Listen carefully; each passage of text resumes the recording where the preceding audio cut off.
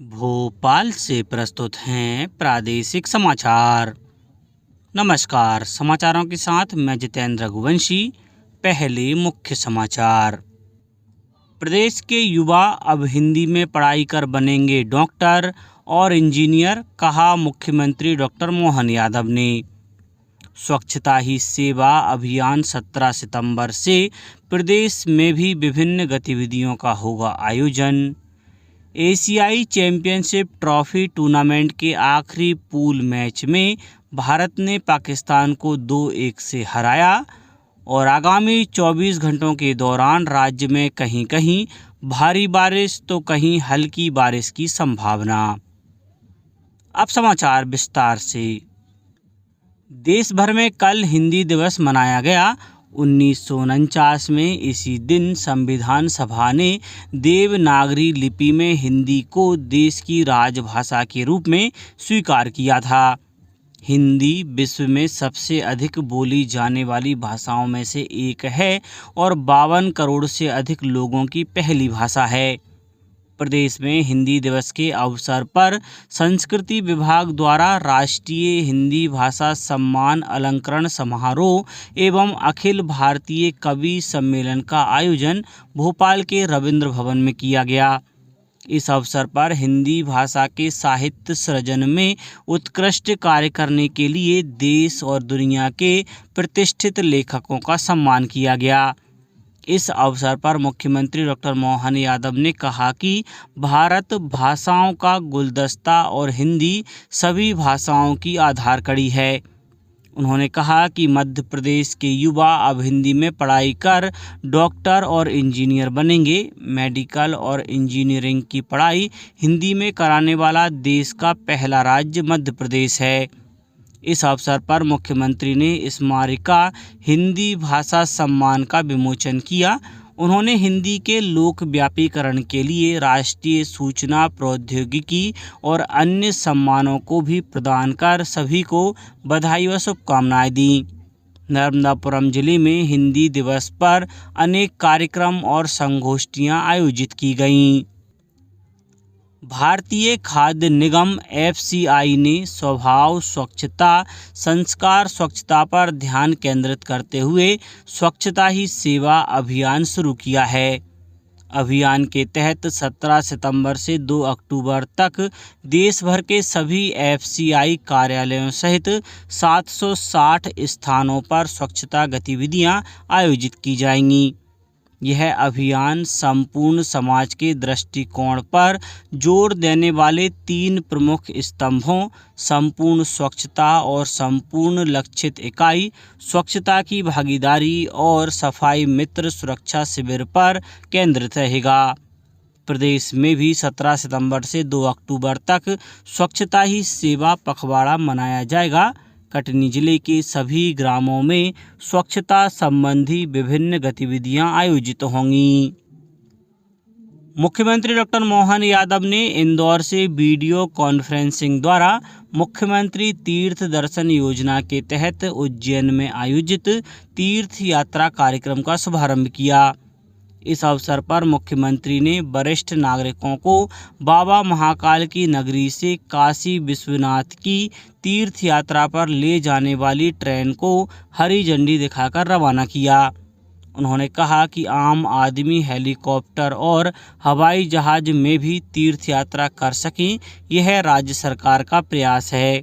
हमने प्रदेश के तीर्थ स्थलों तक भी नागरिकों को हवाई मार्ग से भेजने की व्यवस्था की है। इसी के तहत PM श्री हेलीकॉप्टर सेवा प्रारंभ हो चुकी है।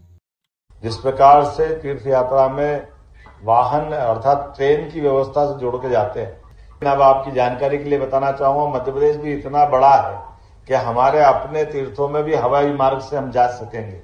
भविष्य में मध्य प्रदेश के अंदर भी इस व्यवस्था को हमने प्रारंभ किया है। आपकी जैसी जानकारी है, हमारे अपने इसी उज्जैन तीर्थ से ओंकारेश्वर तक जाने के लिए PM श्री हेलीकॉप्टर सेवा प्रारंभ की है। ये हेलीकॉप्टर में बैठने का सपना केवल बड़े लोगों को ये मौका मिले ऐसा नहीं है, आम से आम आदमी भी हेलीकॉप्टर और हवाई जहाज में बैठे, ये प्रयास हमारा है।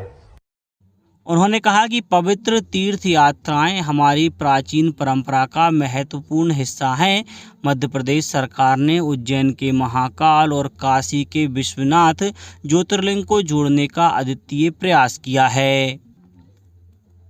वाणिज्य और उद्योग मंत्रालय ने कहा है कि सरकार उपभोक्ताओं को किफ़ायती मूल्य पर प्याज की उपलब्धता सुनिश्चित करने के लिए थोक बिक्री की रणनीति अपना रही है। मंत्रालय ने कहा है कि सरकार बढ़ती मांग, आपूर्ति परिस्थितियों और कीमतों के रुझानों के आधार पर प्याज की लक्षित और स्थिर आपूर्ति सुनिश्चित करने के लिए राज्य सरकारों के साथ मिलकर काम कर रही है। सरकार का लक्ष्य यह सुनिश्चित करना है कि देश भर में हर घर तक सस्ती प्याज पहुंच सके।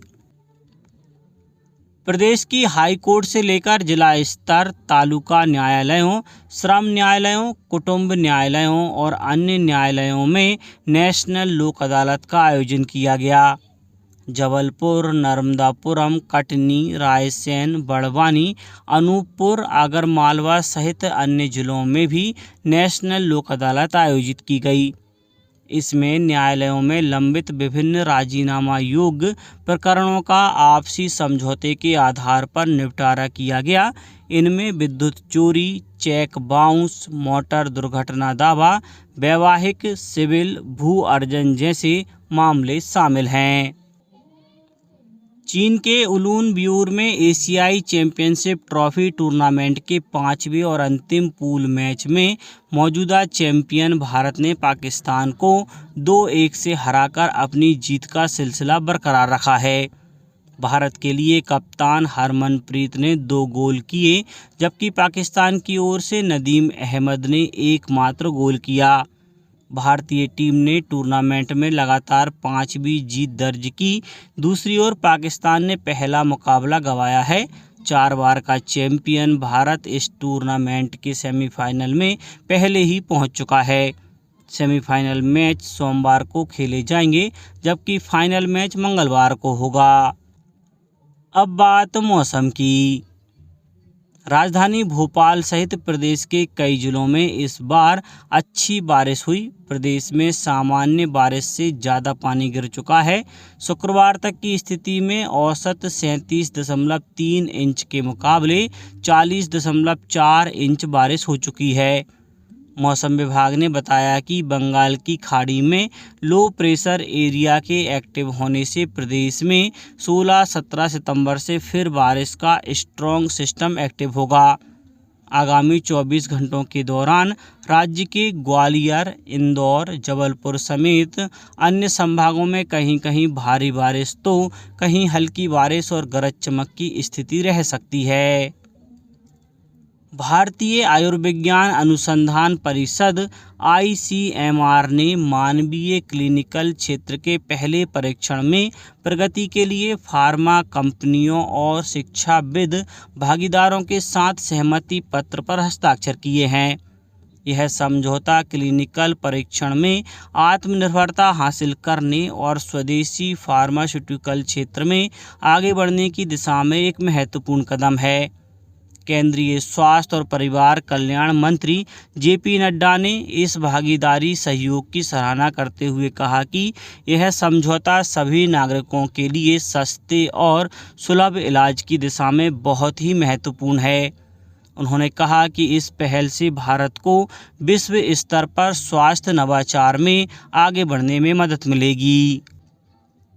सूचना और प्रसारण मंत्रालय ने अंतर्राष्ट्रीय फिल्म महोत्सव 2024 के हिस्से के रूप में युवा फिल्म निर्माताओं के लिए श्रेष्ठ डेब्यू भारतीय फिल्म खंड 2024 की शुरुआत की है।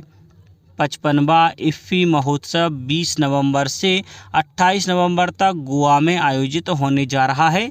इस खंड के जरिए इफ्फी भारतीय डेब्यू फिल्मों पर भी ध्यान केंद्रित करेगा। इस खंड में देश भर की विविध कथाओं और सिनेमाई शैलियों का प्रदर्शन किया जाएगा। ये खंड युवा फिल्म निर्माताओं के सृजनात्मक दृष्टिकोण और अद्भुत कथा वाचन शैलियों को दर्शाएंगे।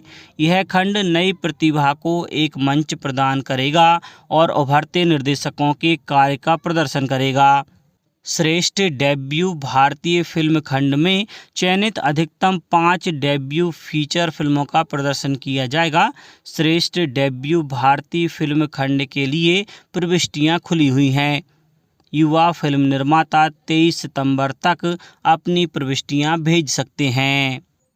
अब कुछ समाचार संक्षेप में। शहडोल जिले में राशन वितरण के लिए उपभोक्ताओं के KYC होने के बाद 4000 से अधिक उपभोक्ताओं का मोबाइल नंबर फीड नहीं हो सका है। राशन वितरण के लिए परिवार के किसी एक सदस्य का मोबाइल नंबर फीड करना अनिवार्य है। खंडवा में स्वच्छता ही सेवा अभियान 2024 का शुभारंभ प्रधानमंत्री कॉलेज ऑफ एक्सीलेंस में किया गया। शिवपुरी जिले में अधिक बारिश से रास्ते अवरुद्ध होने और बाढ़ में फंसे लोगों की जानकारी देने हेतु कंट्रोल रूम स्थापित किया गया है। राष्ट्रीय आयुष मिशन के अंतर्गत अशोकनगर जिले के ग्राम पारसौल में आयुष विभाग द्वारा निःशुल्क स्वास्थ्य शिविर का आयोजन किया गया। और ग्वालियर जिले में समर्थन मूल्य पर धान एवं मोटा अनाज के उपार्जन के लिए किसानों का पंजीयन 19 सितंबर से 4 अक्टूबर तक किया जाएगा। अंत में मुख्य समाचार एक बार फिर।